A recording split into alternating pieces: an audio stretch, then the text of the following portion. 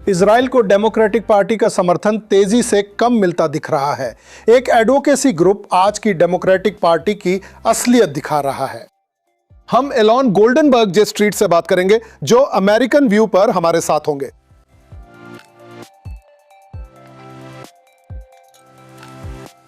Elon Goldenberg senior vice president और J Street के chief policy officer हैं। साथ ही कमला हैरिस की प्रेसिडेंशियल कैंपेन के दौरान और मिडिल ईस्ट मामलों पर उनके पूर्व सीनियर एडवाइजर भी रहे हैं।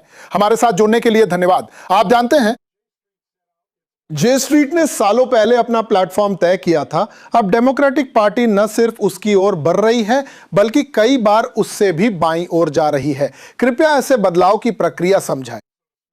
हाँ बिल्कुल, और मुझे बुलाने के लिए धन्यवाद। आपके साथ होना वाकई बहुत अच्छा है। देखिए, मेरा मानना है कि पिछले 10 या 15 सालों में कई अलग अलग चीज़ें हुई हैं। मुझे लगता है कि सबसे महत्वपूर्ण बात प्रधानमंत्री नेतन्याहू का रवैया रहा है, खासकर उनका अमेरिकी राजनीति में गहराई से शामिल होने का रवैया पिछले कई सालों से, और लगातार खुद को रिपब्लिकन पार्टी के साथ जोड़ना। इसकी जड़ें राष्ट्रपति ओबामा के साथ ईरान समझौते पर उनके मतभेदों में हैं। लेकिन तब से जो वास्तव में जारी रहा है वो है उनका राष्ट्रपति ट्रंप के साथ बहुत करीबी रिश्ता। और इससे हम में से कई लोग जो इजराइल के समर्थक हैं, और मैं खुद को इजराइल का समर्थक मानता हूं, इस इजरायली सरकार का समर्थक नहीं, लेकिन इजराइल देश का समर्थक जरूर हूं। चेतावनी दी गई थी कि इससे मूल रूप से इस मुद्दे का राजनीतिकरण हो जाएगा, जो पहले द्विदलीय था। सच कहूं तो अमेरिका में बहुत कम चीज़ें अब द्विदलीय रह गई हैं। उनमें से एक था इजराइल के लिए समर्थन। लेकिन अगर आप इसे अमेरिकी राजनीति में लाते हैं, वो समय के साथ टूटेगा, जैसा हम देख रहे हैं। दूसरा मुद्दा है कि मेरी राय में सिर्फ डेमोक्रेटिक पार्टी नहीं, बल्कि सर्वेक्षणों के अनुसार ज़्यादातर अमेरिकी यहूदी और अमेरिकी मतों में कुछ मतभेद हैं।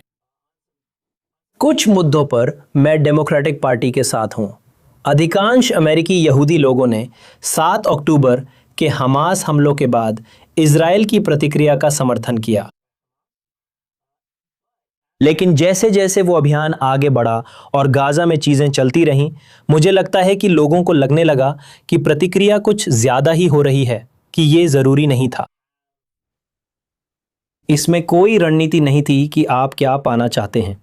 अमेरिका में टीवी पर गाजा में जो कुछ हो रहा था, उसकी जो तस्वीर दिख रही थी, और इजराइल में जो दिख रहा था, उनमें बड़ा अंतर था। और यही नीति का फर्क अब ईरान युद्ध पर भी लागू है, जो अमेरिका में बहुत अलोकप्रिय है।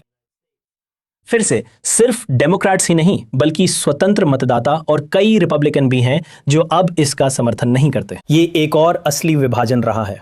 तो आप इन दोनों चीजों को एक साथ लें। एक है राजनीति और राजनीतिकरण, और दूसरा है नीति पर असली ठोस मतभेद।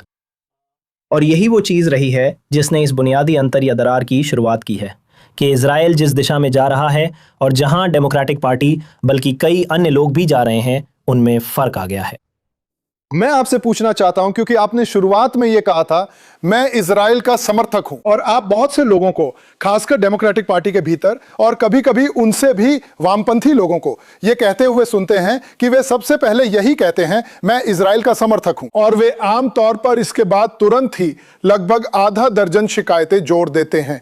और इसलिए कट्टर इजराइल समर्थकों के लिए यह कहना मुश्किल हो सकता है, हाँ वे यही कह रहे हैं, वे सच में साथ नहीं है। मेरा मतलब है, यह कसौटी पर कहां परखा जाता है जब कोई कहता है मैं इजराइल समर्थक हूं, लेकिन मुझे उनकी कई बातों से नाराजगी है। बिल्कुल बिल्कुल। देखिए, मैं आपको बताता हूं कि मेरे लिए इजराइल समर्थक होने का क्या मतलब है और मैं इसे कैसे देखता हूं। कम से कम मैं खुद को ऐसा क्यों कहता हूं। देखिए, अपने बारे में थोड़ा बताता हूं। मैं इजराइल के यरूशलेम में पैदा हुआ, 8 साल तक वही रहा। मेरे माता पिता अमेरिकी हैं जिन्होंने अलिया किया था। आप जानते हैं, मैं ऐसे माहौल में बड़ा हुआ हूं जहां इजराइल मेरी पहचान का एक मुख्य हिस्सा रहा है। मैं आज भी इसे अपनी पहचान का एक मुख्य हिस्सा मानता हूं। और वे अनुभव, उस देश से मेरा जुड़ाव, वहां के लोगों से मेरा जुड़ाव, उस जमीन से मेरा जुड़ाव। और आप जानते हैं, जब मैं देखता हूं कि मैं क्या चाहता हूं, जब मैं खुद को इजराइल समर्थक के रूप में परिभाषित करता हूं, आप जानते हैं ये सिर्फ मेरी बात नहीं है। मैंने राष्ट्रपति चुनाव अभियान के दौरान कई अमेरिकी यहूदियों से भी यही सुना, जब मेरा काम ही इन मुद्दों पर अमेरिकी यहूदियों से बात करना था। आप जानते हैं, मैं ऐसा इजराइल चाहता हूं जहां मैं इजराइल का पूरी तरह समर्थन कर सकूं और उसकी एक लोकतांत्रिक यहूदी राज्य के रूप में अस्तित्व बनाए रखने की क्षमता का समर्थन कर सकूं। और साथ ही मैं यह भी चाहता हूं कि फिलिस्तीनियों को भी उनके अधिकार मिले। मैं 7 अक्टूबर को जो हुआ उसे देख सकता हूं और कह सकता हूं कि वो एक भयानक आतंकवादी हमला था। किसी को भी आम नागरिकों पर हमले या हत्या का समर्थन नहीं करना चाहिए। ऐसे लोग जिन्हें मैं जानता था या आप जानते हैं, यहाँ के लोग निश्चित रूप से जे स्ट्रीट पर परिवार, दोस्त जिन्हें मैं जानता था, जिनके अलग अलग संबंध थे और बाद में बंधकों के परिवारों और अन्य लोगों से मिलने में बहुत समय बिताया जब मैं अमेरिकी सरकार में काम कर रहा था। और मैं ये भी मानता हूं कि मैं इस बात से सहमत नहीं था कि इजरायली सरकार ने गाजा में जैसा व्यवहार किया और आज भी गाजा और वेस्ट बैंक जैसे स्थानों पर जैसा व्यवहार कर रही है। और इसलिए मैं चाहता हूं, आप जानते हैं, मैं खुद को एक उदार ज़ायनिस्ट मानता हूं।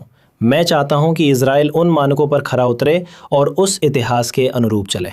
और वैसे मेरे विचार इजराइल में अल्पसंख्यक मत है, लेकिन फिर भी इजरायली आबादी का एक महत्वपूर्ण हिस्सा, भले ही वो 10 या 20% ही क्यों ना हो, खुद को इस तरह पहचानता है, आप जानते हैं। और इसका मतलब ये नहीं है कि वे इजराइल के पक्ष में नहीं है। इसका मतलब ये भी नहीं है कि मैं इजराइल के पक्ष में नहीं हूं। लेकिन हाँ, मुझे लगता है कि आलोचना के लिए भी बहुत कुछ है। ये सच है और अमेरिका में भी रुख उसी दिशा में जा रहा है। मुझे भी वेस्ट बैंक जाकर वहाँ के लोगों से मिलना पड़ा जो ज़िंदगी की मुश्किलें झेल रही हैं। मैंने ऐसी चीज़ें देखीं जो आम तौर पर इजरायली लोग नहीं देखते। अब बहुत कम इजरायली लोग ये देखते हैं। मुझे लगता है कि अगर ज़्यादा इजरायली वहाँ जाकर देखें कि फ़िलिस्तीनी पक्ष में क्या हो रहा है तो ये अच्छा होगा और फ़र्क डाल सकता है। तो मेरा अगला सवाल उसी से जुड़ा है जो आपने अभी कहा था। अगर ज्यादातर इजरायली फिलिस्तीनी राज्य और ज्यादातर फिलिस्तीनी दो राज्य समाधान नहीं चाहते, तो आप ऐसा क्या देख रहे हैं जो वे नहीं देख पा रहे हैं? बिल्कुल। सबसे पहले जे स्ट्रीट में हम जो बात रखते हैं वो मैं 23 राज्य समाधान कहूँगा। तो हम ये कह रहे हैं कि इजरायली और फिलिस्तीनियों के बीच शांति होनी चाहिए, लेकिन यह एक व्यापक क्षेत्रीय संदर्भ का हिस्सा होना चाहिए। एक ऐसा समझौता जो अंततः इजराइल को फिलिस्तीन राज्य और उसके चारों ओर के अरब जगत के 23 अन्य देशों के साथ शांति में ले आए। पूरी तरह क्षेत्रीय रूप से एकीकृत दुनिया में पहुंचने की प्रक्रिया अपनाई जा सकती है। ये तुरंत जरूरी नहीं है। जब आप बताते हैं एक निरस्त्रीकृत फिलिस्तीनी राज्य जहां इजराइल की सुरक्षा चिंताओं का समाधान हो, वैसे अमेरिकी सरकार में यह मेरी जिम्मेदारी भी थी। मैंने कई साल उस पर काम किया है और कमांडर्स फॉर इजराइल सिक्योरिटी संगठन के साथ सैकड़ों इजरायली सुरक्षा अधिकारियों के साथ एक परियोजना पर काम किया। हम उस स्थिति को देखते हैं जहां केवल व्यापक क्षेत्रीय संदर्भ में ही इजराइल एक फिलिस्तीनी राज्य के साथ सुरक्षित रह सकता है। जब इजरायलियों का सर्वेक्षण कर ऐसे सवाल पूछते हैं, एक अमेरिकी योजना में यदि सभी के साथ क्षेत्रीय शांति हो, क्या आप निरस्त्रीकृत फिलिस्तीनी राज्य का समर्थन करेंगे? ये आंकड़े अभी भी 50% से ऊपर हैं। और मुझे लगता है कि एक बड़ा हिस्सा इजरायलियों का जो इस पर विश्वास नहीं करते, जो इसका समर्थन नहीं करते क्योंकि उन्हें विश्वास नहीं है कि यह संभव है। अगर उनके पास नेता होते और आप सच में प्रगति कर सकते तो यही फिलिस्तीनियों पर भी लागू होता, जैसा सर्वेक्षणों में दिखा है। अगर आप उन्हें रास्ता दिखाकर भरोसा दिला सकें, राजनयिक प्रयासों के माध्यम से जो वास्तव में सभी पक्षों पर ठोस कार्रवाई की ओर ले जाए, मुझे लगता है कि आप इजरायली राय बदल सकते हैं। मुझे लगता है आप फिलिस्तीनी राय भी बदल सकते हैं। वैसे लगभग 50% फिलिस्तीनी दो राज्यों के पक्ष में हैं। मैं नहीं कह रहा कि हम वहां पहुंच गए हैं। मैं कह रहा हूं कि मुझे इजरायल या फिलिस्तीनियों के लिए कोई और विकल्प समझ नहीं आता। दूसरा विकल्प है एक तरह से एक राज्य की वास्तविकता जहां सबको बराबर वोट मिले। तब इजराइल अपनी यहूदी पहचान खो देगा। मुझे नहीं लगता कि यह काम करेगा। मुझे नहीं लगता कि इजरायली, अगर आपको नहीं लगता कि वे दो राज्य समाधान के लिए जाएंगे, तो मुझे नहीं लगता कि इजरायली बिल्कुल भी उसके लिए जाएंगे। दूसरा विकल्प है इसी रास्ते पर चलना, जिससे आप स्थायी रूप से फिलिस्तीनियों पर शासन करेंगे और आप उसके सभी परिणाम देखना शुरू कर रहे हैं। ये सिर्फ अमेरिका की बात नहीं है, ये अंतर्राष्ट्रीय स्तर पर है, ये पूरी दुनिया में है। आप जानते हैं, और शायद अब ये बात आखिरकार इजरायलियों को समझ में आने लगी है कि ये सब कैसे इजराइल को हर तरह के भयानक फैसले लेने के लिए मजबूर कर देगा। अमेरिका के साथ उसके रिश्ते के बारे में, यूरोप और बाकी दुनिया के साथ उसके रिश्ते के बारे में, आप छुट्टियों में कहाँ जाते हैं, आप अपना समय कहाँ बिताते हैं, आपकी अर्थव्यवस्था कैसी दिखती है। क्या वाकई यही इजरायली चाहते हैं? मैं इजराइल के लिए ऐसा नहीं चाहता और मुझे नहीं लगता कि इजरायली भी यही चाहते हैं। इसी संदर्भ में हमने हाल ही में एक वोट देखा जिसमें जे स्ट्रीट ने सिद्धांत रूप में इजराइल को दी जाने वाली सहायता को पूरी तरह खत्म करने का विरोध किया। उनके बयान में कुछ बारीकी थी। जे स्ट्रीट जैसी संस्थाओं की आलोचना है कि आप उन्हें राजनीतिक आड़ देते हैं। आप इजराइल के विरोधियों को राजनीतिक आड़ देते हैं कि वे कहें यह समूह खुद को इजराइल व शांति समर्थक बताता है लेकिन हमेशा इजराइल की आलोचना करता है। वे इसमें बारीकी जोड़ रहे हैं। हम उनका समर्थन करते हैं पर XYZ बदलना जरूरी है, इसलिए हमें इजराइल विरोधी या यहूदी विरोधी नहीं कह सकते क्योंकि हम उनके साथ हैं। आप पैरवी करने वाले संगठन के रूप में अपने और अपने जैसे अन्य समूहों में क्या फर्क मानते हैं जो राजनीति में वही स्थान रखते हैं उन लोगों के मुकाबले जो खुद को आपसे लगभग साफ तौर पर राजनीतिक आड़ के लिए जोड़ लेते हैं? हाँ देखिए, ये हमारे लिए एक बहुत बड़ी चुनौती है और ये वो चुनौती है जो 10 साल पहले नहीं थी। 10 साल पहले जे स्ट्रीट सिर्फ AIPAC से बहस कर रहा था और AIPAC का रुख ये था कि इजरायली सरकार जो भी चाहती उसे अमेरिका में पूरा द्विदलीय समर्थन मिले, और वही उस समय अमेरिका का भी रुख था, कांग्रेस। लेकिन अब हमें अपने बाएं पक्ष वालों से भी बहस करनी पड़ती है ना? मैंने ऐसे संगठनों से बहस और आगे बढ़ने में काफ़ी समय बिताया है। टीवी और मीडिया में मैं अपने बाएं पक्ष के लोगों के साथ आकर अपनी बात रखता रहा हूं कि नहीं आप जानते हैं क्या है। और जो सबसे बड़ा फ़र्क है जो वे लोग अपनी तरफ से बहस करते हैं और जो हम करते हैं, उसमें यह है कि उनमें से कुछ लोग जिस चीज़ के लिए बहस करते हैं वो है कि छोड़ दो, आइए हम इजराइल से पूरी तरह दूरी बनाएं, उस पर प्रतिबंध और सज़ा लगाएं, उसे अलग थलग करें और अमेरिका इजराइल संबंध खत्म करें। यही चीज़ें हैं जिनकी वे वकालत कर रहे हैं। मुझे नहीं लगता कि ये खुद में यहूदी विरोधी है, लेकिन इसका एक हिस्सा यहूदी विरोध से प्रेरित है। कुछ लोग यहूदी विरोधी हैं और उस आंदोलन में शामिल हैं, जबकि कुछ बस ऐसा मानते हैं, और वे वही हैं जिन्हें आप एंटी ज़ायनिस्ट कहेंगे। और हम इसके और उस फर्क के बारे में बात कर सकते हैं। लेकिन इन दोनों के बीच निश्चित रूप से मेल है। आप जानते हैं वो हमारी स्थिति नहीं है, और इसके बजाय हम इसके पक्ष में तर्क देते हैं। जैसा आप जानते हैं, हम अमेरिका इजराइल सुरक्षा संबंध चाहते हैं और इस दौरान लगातार लॉबिंग की है, जैसे आयरन डोम, बैलिस्टिक मिसाइल रक्षा और रॉकेट डिफेंस के लिए। आप जानते हैं वर्षों से जे स्ट्रीट ने सुरक्षा संबंधों को जारी रखने की वकालत की है। बस पिछले कुछ वर्षों में हमने ये तर्क देना शुरू किया है, अरे इन नियमों के अनुसार इन हथियारों की बिक्री अमेरिकी कानून के अनुरूप होनी चाहिए और उल्लंघन होने पर बात करनी चाहिए। अब बेंजामिन नेतन्याहू, रामा नेतन्याहू और लिंडसे ग्राहम जैसे लोग कह रहे हैं कि इजराइल को अब उन वित्तीय सब्सिडी की ज़रूरत नहीं है जो पहले मिलती थी, और हमने भी इसी तरह बात करना शुरू कर दिया है। तो वहाँ एक बदलाव आया है। लेकिन मुझे लगता है कि जहाँ तक हमारी बात है, हम अपनी स्थिति स्पष्ट करने की कोशिश करते हैं, और साथ ही हम जिन लोगों से हम असहमत हैं उनके मामले में कुछ स्पष्ट सीमाएं भी तय करते हैं। मुझे सच में लगता है, लेकिन हकीकत ये है कि पिछले हफ्ते हाउस में एक वोट हुआ जिसमें भारी बहुमत ने इस सहायता को काटने या खत्म करने के पक्ष में वोट दिया। जिन डेमोक्रेट्स ने ऐसा किया, उन्होंने कहा कि वे ऐसा इसलिए कर रहे थे क्योंकि वे नेतन्याहू सरकार से बहुत निराश थे। उन्हें उम्मीद नहीं थी कि ये चीज़ कभी कानून बनेगी, लेकिन वे एक संदेश देना चाहते थे। और मुझे लगता है कि उन 100 में से शायद 80 या 85 हमारे साथ हैं। शायद 10 या 15 ऐसे हैं जो और आगे बढ़ चुके हैं और पूरी तरह से इसे बंद करने के पक्ष में हैं। लेकिन हमारी स्थिति ऐसी नहीं है। हम हाउस में ऐसी स्थिति नहीं लेते। हमारा प्रयास डेमोक्रेटिक पार्टी में बड़ा केंद्र बनाना है।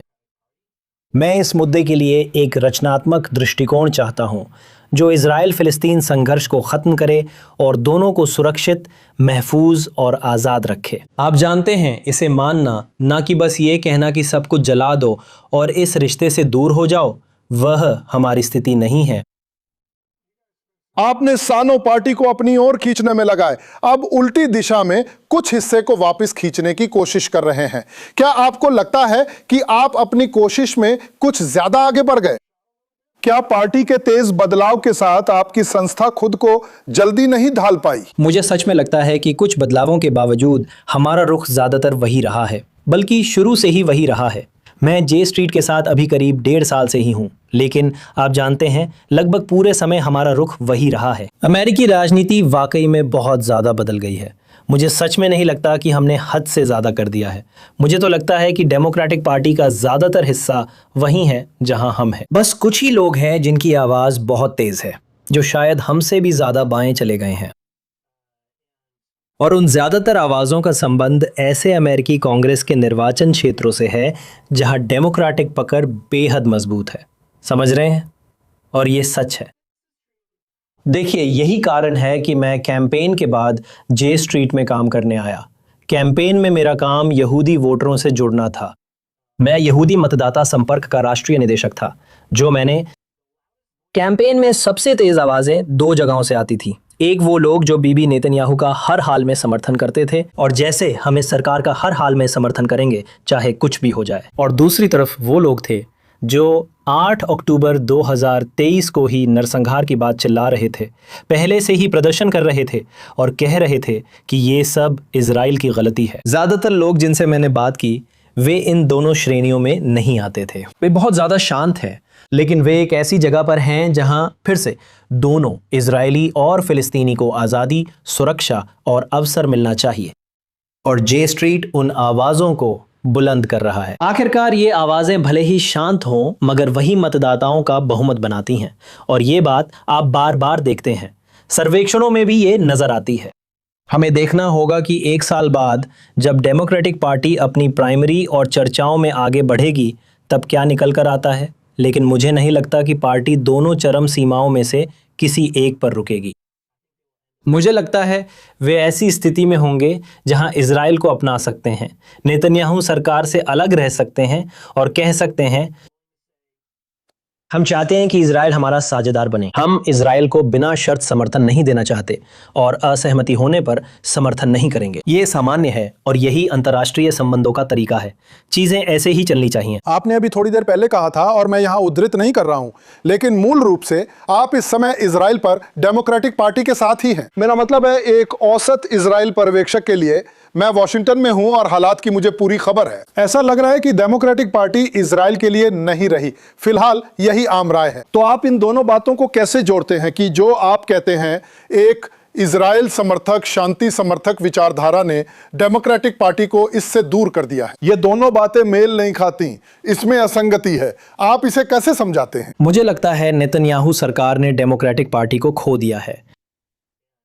कुछ महीनों में इजराइल में चुनाव है। मुझे नहीं लगता कि दूसरी सरकार आई तो कि सब कुछ तुरंत पहले जैसा हो जाएगा, और किसी को भी इस गलतफहमी में नहीं रहना चाहिए। लेकिन अगर कोई नई सरकार आती है तो फिर से निर्माण शुरू करने का एक बड़ा मौका है। मान लीजिए कि इसका नेतृत्व गादी आइजनकोट कर रहे हैं, ठीक है, या नफ्ताली बेनेट या कोई और। वे जे स्ट्रीट जैसा रुख नहीं अपनाएंगे।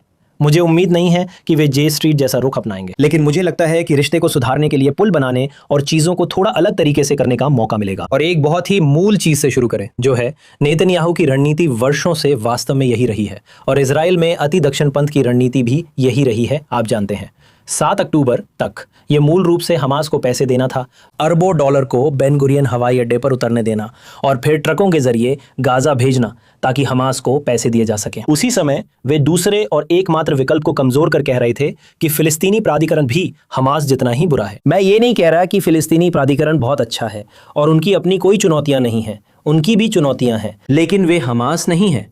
वे इजराइल के विनाश की मांग नहीं कर रहे हैं।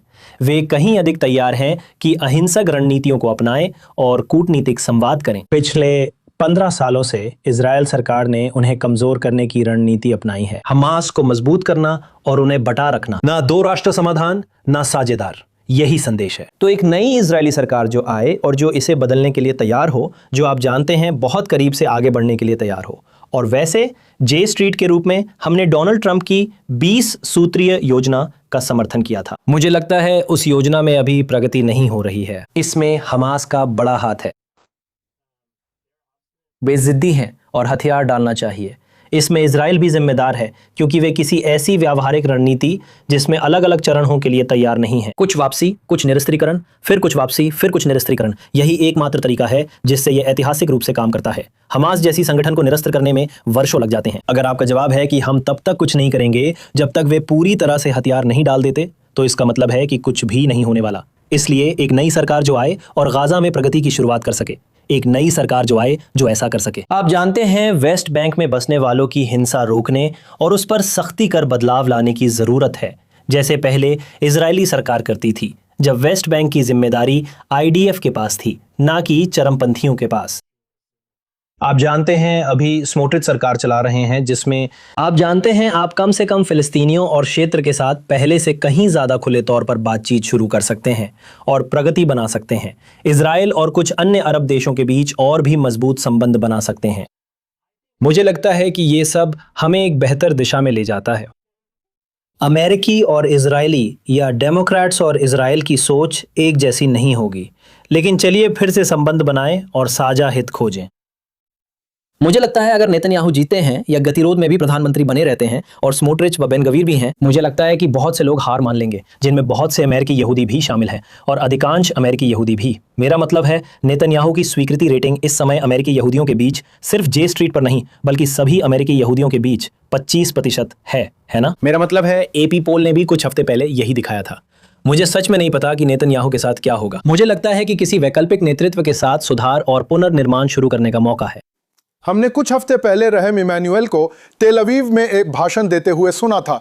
यह पहली तरह का सार्वजनिक संबोधन था। यह एक संभावित डेमोक्रेटिक राष्ट्रपति उम्मीदवार का अमेरिका इजराइल संबंधों पर पहला सार्वजनिक संबोधन था, जिसमें उन्होंने इजराइल को जरूरी कड़वी सच्चाइयों के बारे में बात की कि दोस्तों को सच बोलना पड़ता है। मैं देखता हूं और कहता हूं, सुनो, अगर मेरा दोस्त होता और वो कहता, माइक मैं तुमसे प्यार करता हूं लेकिन तुम बदतमीज हो, तुम अपना बिस्तर नहीं बनाते, तुम अच्छे कुक नहीं हो, तुम हमेशा, अगर वो शुरू करता है मैं तुमसे प्यार करता हूं और फिर बस उन सारी चीजों में लग जाता है जो उसे पसंद नहीं है। ये कुछ वैसा ही है जैसा हमने रहम इमैनुएल के उस भाषण में सुना था, और ऐसा लगता है कि ये अभी पार्टी से आने वाले संदेश का एक हिस्सा है। हमने ये कमला हैरिस से भी कई बार उनके अभियान के दौरान सुना। यहूदी मातृभूमि की सराहना, उससे अपने निजी जुड़ाव की बात जिसका वो हमेशा जिक्र करती थी, और फिर जो कुछ गलत हुआ। क्या आप देखते हैं कि कोई डेमोक्रेटिक उम्मीदवार इजराइल समर्थक तबके को अपने पक्ष में कर सकता है? क्या इस समय यह मायने भी रखता है कि कोई डेमोक्रेटिक उम्मीदवार प्रो इजराइल भीड़ को अपने पक्ष में करे? मेरा मतलब है ये इस पर निर्भर है कि आप इजराइल समर्थक तबके को कैसे परिभाषित करते हैं।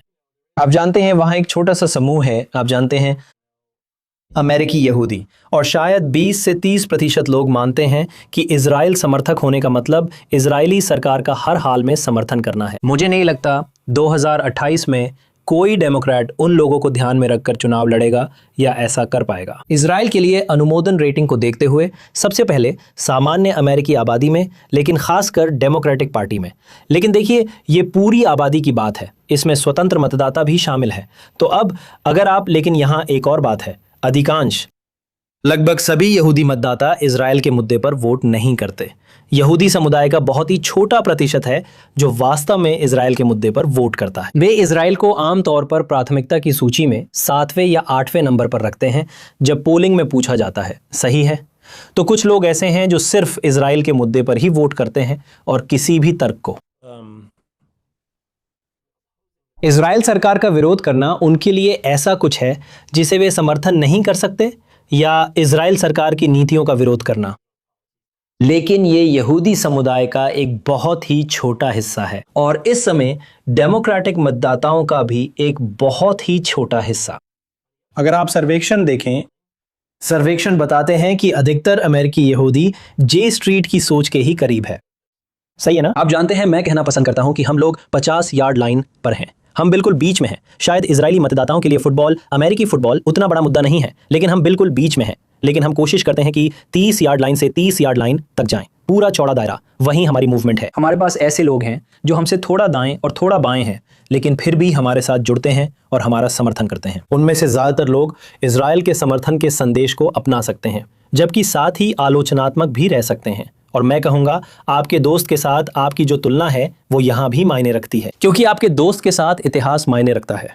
अगर आप सिर्फ कहें कि मैं तुमसे प्यार करता हूं और फिर कठिनाइयां आए, लेकिन आपने कई साल अच्छे दोस्त बनकर बिताए हैं, अपने दोस्त के पीछे खड़े रहे हैं और उनका समर्थन किया है, और आप दोनों पहले भी कई तरह की मुश्किल और कठिन परिस्थितियों से साथ गुजरे हैं, और यही इतिहास अमेरिका और इजराइल के बीच भी है।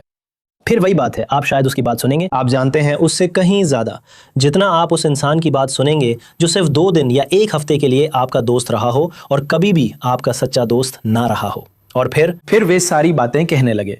मेरा मानना है कि अमेरिका इजराइल संबंध पहले सार्वभौमिक रूप से समर्थित था और ये काफ़ी समय से जारी है।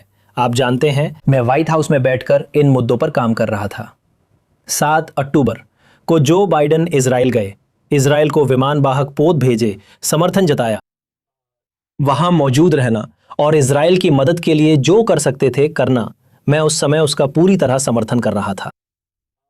और जो बाइडेन ने चेतावनी दी है ना, शुरुआत से ही उन्होंने कहा था कि वे गलतियां मत दोहराओ जो हमने 11 सितंबर के बाद की थीं, वे गलतियां मत करना, उस चक्कर में मत पड़ो। दुर्भाग्यवश कई तरह से इजराइल ने वही किया। अब हम यहाँ हैं। ये सब प्यार और समर्थन की भावना से है। मैं उम्मीद करता हूं कि आपके दर्शक इससे सीखें, चाहे वे असहमत हों। मैं प्रधानमंत्री नेतन्याहू को कम नहीं आंकता, वह हर बाधा पार करते हैं, लेकिन अगर वह अक्टूबर या नवंबर तक पद पर नहीं रहे, मैं फिर लौटूंगा और देखूंगा कि मोर्चे पर सच में कुछ बदलता है या नहीं, जैसा लोग कहते हैं। एलन गोल्डनबर्ग जे स्ट्रीट के सीनियर वाइस प्रेसिडेंट और chief policy officer, American view में शामिल होने के लिए धन्यवाद। मुझे बुलाने के लिए धन्यवाद। हम अगले हफ्ते फिर बात करेंगे।